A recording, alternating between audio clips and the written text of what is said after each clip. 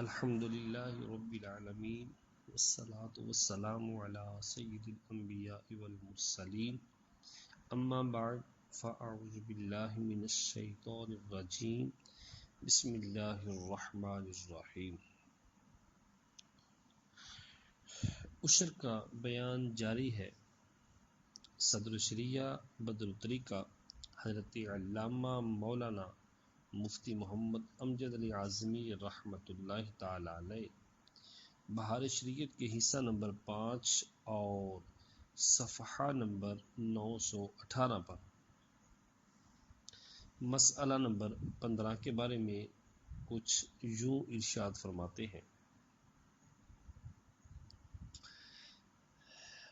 ہیں گیہوں، جو، جوار، باجرہ اور دھان مانا چاول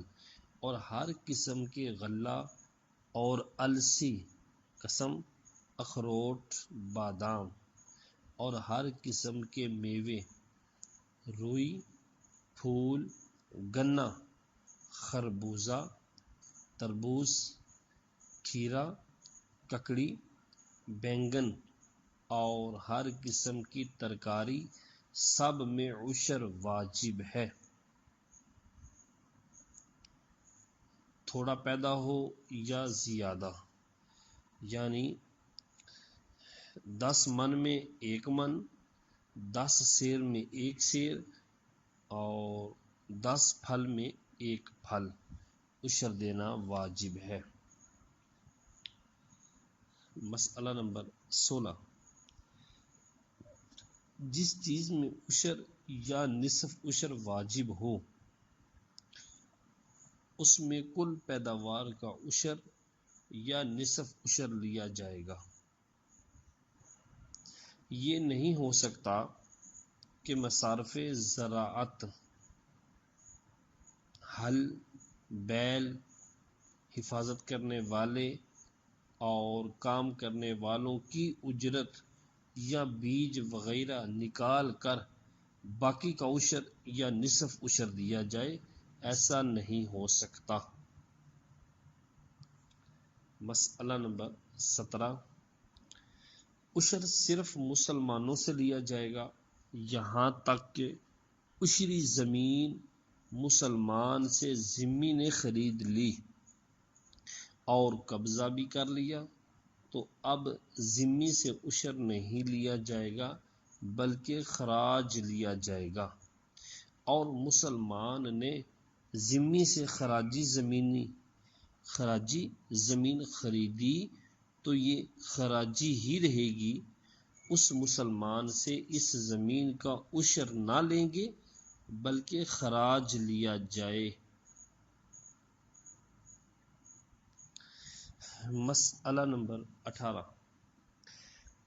ذمہ نے مسلمان سے عشری زمین خریدی، پھر کسی مسلمان نے شفعہ میں وہ زمین لے لی۔ یہ شفعہ کیا ہوتا ہے اس کی وضاحت اللہ کے فضل و کرم سے انشاءاللہ العزیز آگے آئے گی۔ تو پھر کسی مسلمان نے شفعہ میں وہ زمین لے لی یا کسی وجہ سے بیع فاسد ہو گئی تھی، وہ خرید و فروخت، وہ بیع فاسد ہو گئی تھی اور بائع کے پاس واپس ہوئی، بائع یعنی بیچنے والے کے پاس واپس ہوئی، یا پھر بائع کو خیار شرط تھا یا کسی کو خیار رویت حاصل تھا اس وجہ سے واپس ہوئی، یا مشتری کو خیار عیب تھا اور حکم قاضی سے واپس ہوئی، ان سب صورتوں میں پھر عشری ہی ہے، وہ زمین عشری ہی ہے۔ اگر خیار عیب میں بغیر حکم قاضی واپس ہوئی تو اب وہ زمین خراجی ہی رہے گی۔ خیار شرط، خیار عیب اور خیار رویت، اس کی وضاحت اپنے وقت پر انشاءاللہ العزیز آئے گی اور آپ کے سامنے پیش کر دی جائے گی۔ مسئلہ نمبر 19، مسلمان نے اپنے گھر کو باغ بنا لیا اگر اس میں عشری پانی دیتا ہے تو عشری ہے، اور خراجی پانی دیتا ہے تو خراجی زمین، اور دونوں قسم کے پانی دیتا ہے جب بھی عشری، اور ذمہ نے اپنے گھر کو باغ بنایا تو مطلقاً خراج لیں گے۔ آسمان اور کنویں اور چشمہ اور دریا کا پانی عشری ہے، اور جو نہر اجمیوں نے کھودی، عربیوں نے نہیں، اجمیوں نے کھودی، اس کا پانی خراجی ہے۔ کافروں نے کنواں کھودا تھا اور اب مسلمانوں کے قبضہ میں آ گیا یا خراجی زمین میں کھودا گیا، وہ بھی خراجی ہی کہلایا جائے گا۔ مسئلہ نمبر 20، مکان یا مقبرہ میں جو پیداوار ہو اس میں نہ عشر ہے نہ خراج۔ مکان کے اندر، گھر کے اندر کوئی پیداوار پیدا ہو گئی تو اس میں نہ عشر ہے نہ خراج۔ نمبر 21، زفت اور نفت کے چشمے۔ جی، زفت اور نفت کے چشمے۔ زفت کیا ہے؟ یہ ایک قسم کا سیاہ روغن جسے تارکول کہتے ہیں، اور نفت وہ تیل جو پانی کے اوپر آ جاتا ہے اس کو نفت کہتے ہیں۔ اسی طرح فرماتے ہیں یہ جو زفت اور نفت کے چشمے عشری زمین میں ہوں یا خراجی میں، ان میں کچھ نہیں لیا جائے گا، البتہ اگر خراجی زمین میں ہوں تو آس پاس کی زمین قابل زراعت ہو تو اس زمین کا خراج لیا جائے گا، چشمے کا نہیں۔ اور عشری زمین میں ہوں تو جب تک آس پاس کی زمین میں زراعت نہ ہو کچھ نہیں لیا جائے گا، فقط قابل زراعت ہونا کافی نہیں۔ مسئلہ نمبر 22، جو چیز زمین کی تابع ہو، جیسے درخت یہ زمین کے تابع ہوتا ہے، اور جو چیز درخت سے نکلے جیسے گوند، اس میں عشر نہیں۔ مسئلہ نمبر 23، عشر اس وقت لیا جائے جب پھل نکل آئیں اور کام کے قابل ہو جائیں اور فساد کا اندیشہ جاتا رہے، اگرچہ ابھی توڑنے کے لائق نہ ہوئے ہوں۔ مسئلہ نمبر 24، خراج ادا کرنے کے پیشتر اس کی آمدنی کھانا حلال نہیں۔ خراج ادا کرنے سے پہلے اس زمین کی آمدنی کھانا حلال نہیں۔ یوں ہی عشر ادا کرنے سے پہلے مالک کو کھانا حلال نہیں، کھائے گا تو ضمان دے گا۔ یوں ہی اگر دوسرے کو کھلایا تو اتنے کا عشر کا تاوان دے، اور اگر یہ ارادہ ہے کہ کل کا عشر ادا کر دے گا، تمام کے تمام کا عشر ادا کر دے گا تو کھانا حلال ہے۔ مسئلہ نمبر 25، بادشاہ اسلام کو اختیار ہے کہ خراج لینے کے لیے غلے کو روک لے، مالک کو تصرف نہ کرنے دے، اور اس نے کئی سال کا خراج نہ دیا ہو اور عاجز ہو تو اگلی برسوں کا معاف ہے، اور عاجز نہ ہو تو لیں گے۔ مسئلہ نمبر 26، زراعت پر قادر ہے اور بویا نہیں، زراعت پر قادر ہے اور زراعت کو بویا نہیں تو خراج واجب ہے، اور عشر جب تک کاشت نہ کرے اور پیداوار نہ ہو واجب نہیں۔ مسئلہ نمبر 27، کھیت بویا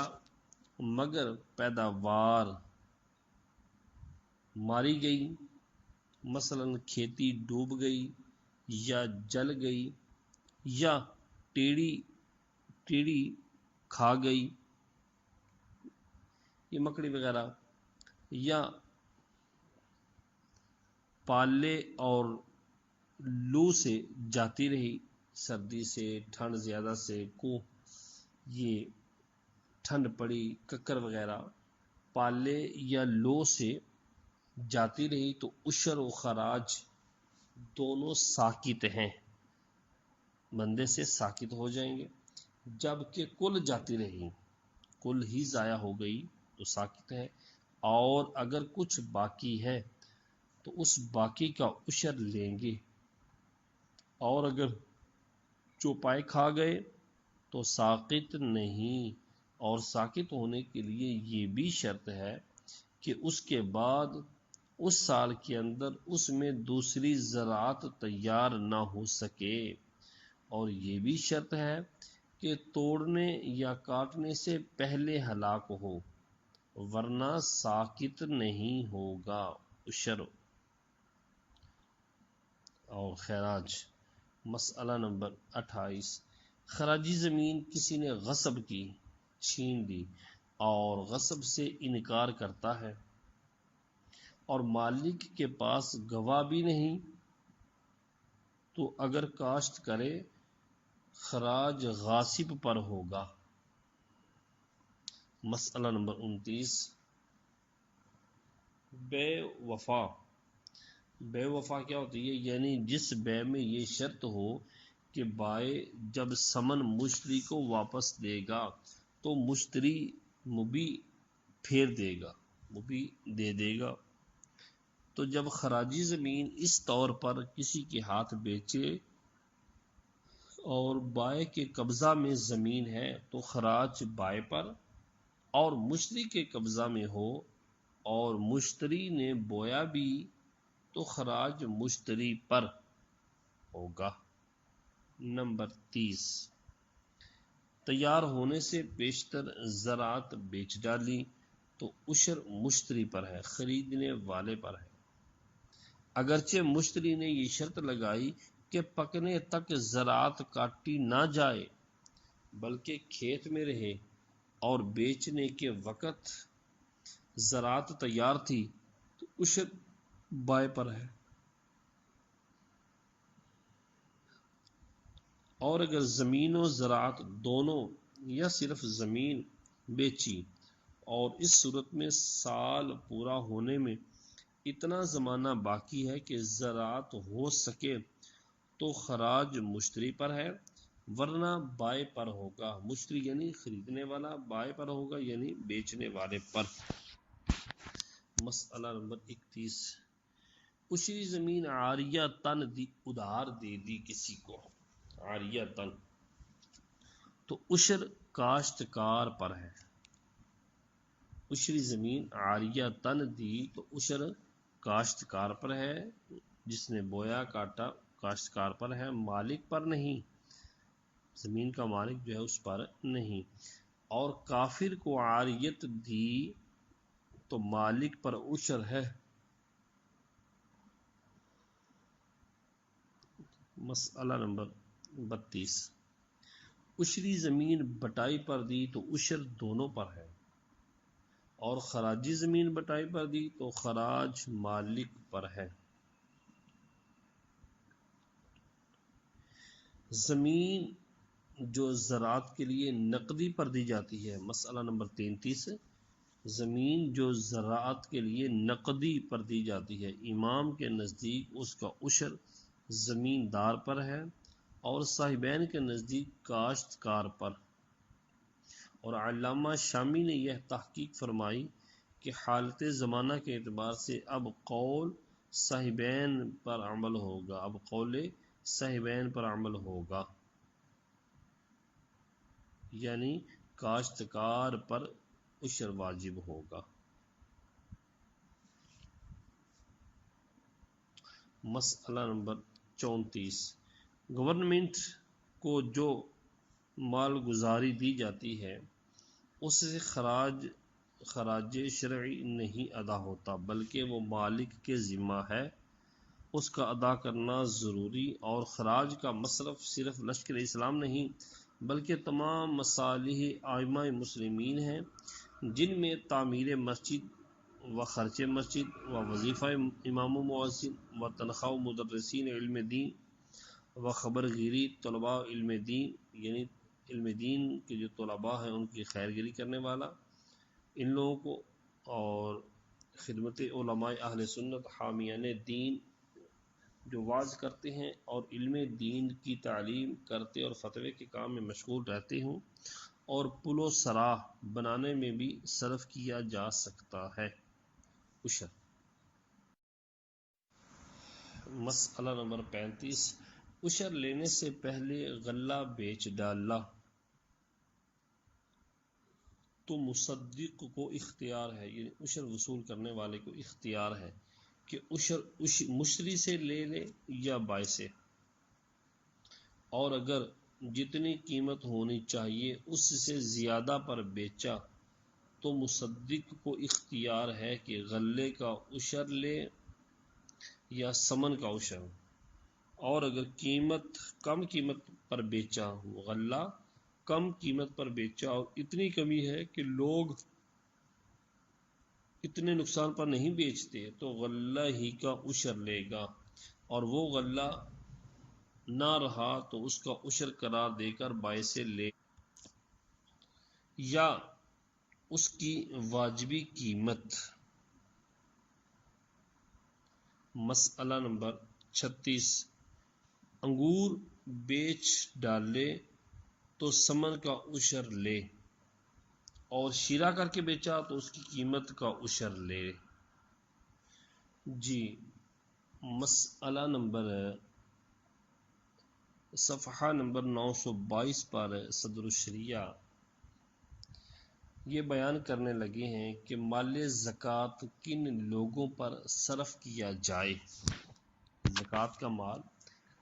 کن لوگوں کو دے سکتے ہیں، کن پر خرچ کرنا چاہیے۔ اللہ تعالی قرآن کریم فرقان حمید میں ارشاد فرماتا ہے،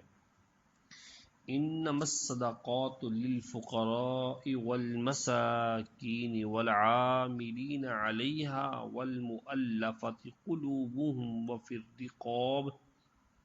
وفی الرقاب والغارمین وفی سبیل اللہ وابن السبیل فریضۃ من اللہ واللہ علیم حکیم۔ صدقات فقراء و مساکین کے لیے ہیں اور ان کے لیے جو اس کام پر مقرر ہیں، اور وہ جن کے قلوب کی تالیف مقصود ہے،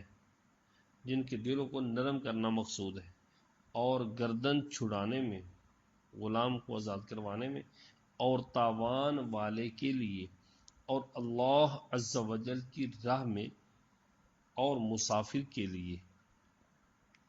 یہ اللہ عز و جل کی طرف سے مقرر کرنا ہے، اور اللہ عز و جل علم و حکمت والا ہے۔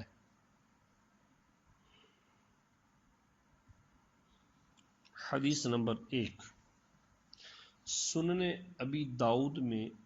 زیاد بن حارث صدائی رضی اللہ تعالی عنہ سے مروی ہے کہ رسول اللہ صلی اللہ تعالی علیہ وآلہ وسلم نے فرمایا کہ اللہ تعالی نے صدقات کو نبی یا کسی اور کے حکم پر نہیں رکھا، بلکہ اس نے خود اس کا حکم بیان فرمایا اور اس کے 8 حصے کیے۔ حدیث نمبر 2، امام احمد و ابو داؤد و حاکم ابو سعید رضی اللہ تعالی عنہ سے راوی کہ رسول اللہ صلی اللہ علیہ وآلہ وسلم نے فرمایا کہ غنی کے لیے صدقہ حلال نہیں مگر 5 شخص کے لیے۔ نمبر 1، اللہ عز و جل کی راہ میں جہاد کرنے والا، یا صدقے پر عامل صدقہ وصول کرنے والا، یا تاوان والے کے لیے، یا جس نے اپنے مال سے خرید لیا ہو، یا مسکین کو صدقہ دیا گیا اور اس مسکین نے اپنے پڑوسی مالدار کو ہدیہ کیا، تحفہ دیا۔ اور احمد و بہقی کی دوسری روایت میں مسافر کے لیے بھی جائز ہونا آیا ہے۔ حدیث نمبر 3 میں بہقی نے حضرت مولا علی رضی اللہ تعالیٰ عنہ سے روایت کی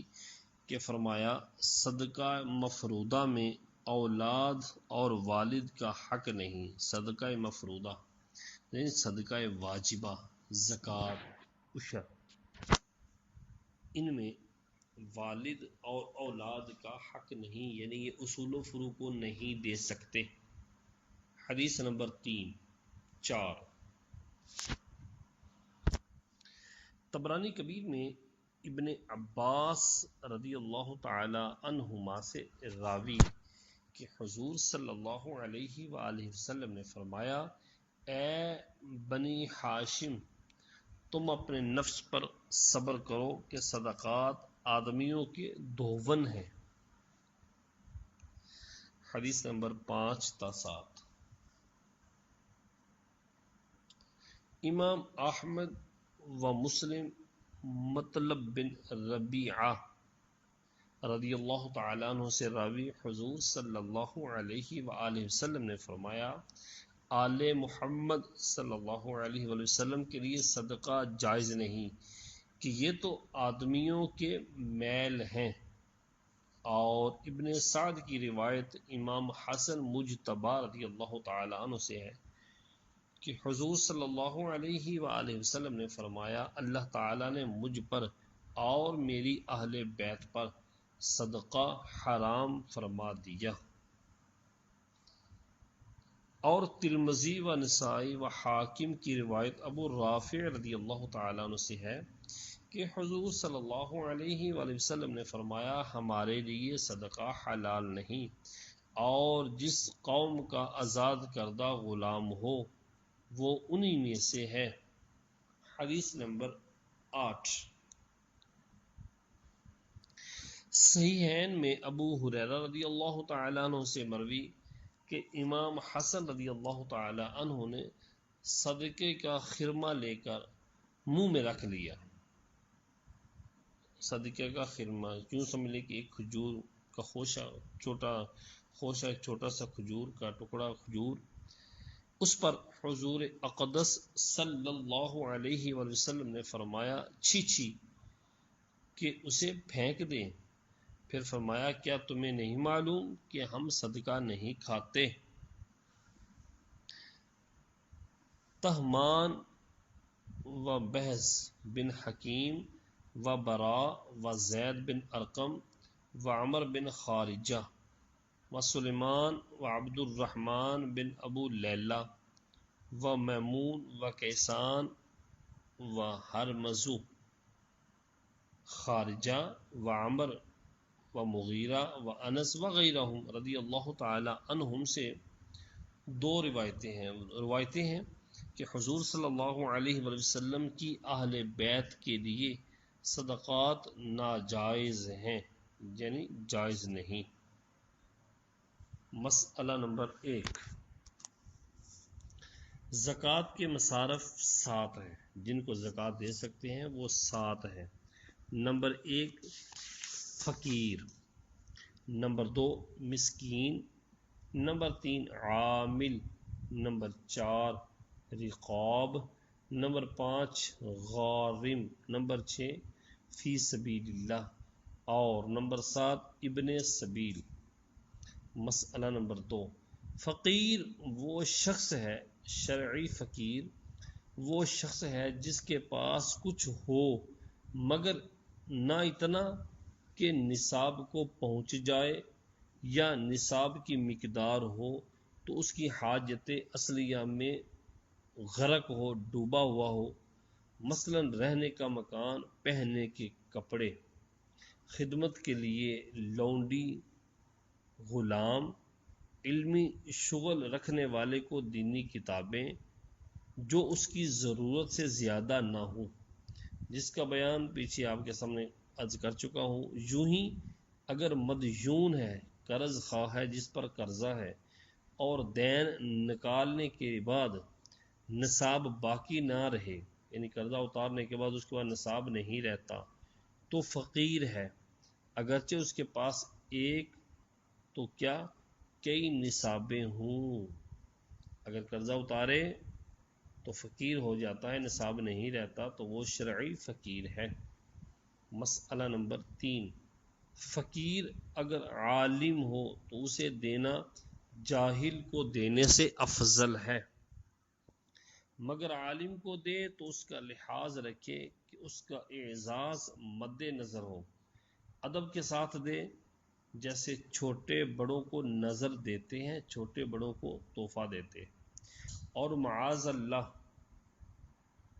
عالم دین کی حقارت اگر قلب میں آئی، اگر دل میں آئی تو یہ ہلاکت اور بہت سخت ہلاکت ہے۔ نمبر 4، مسکین وہ ہے جس کے پاس کچھ نہ ہو، یہاں تک کہ کھانے اور بدن چھپانے کے لیے اس کا محتاج ہے کہ لوگوں سے سوال کرے،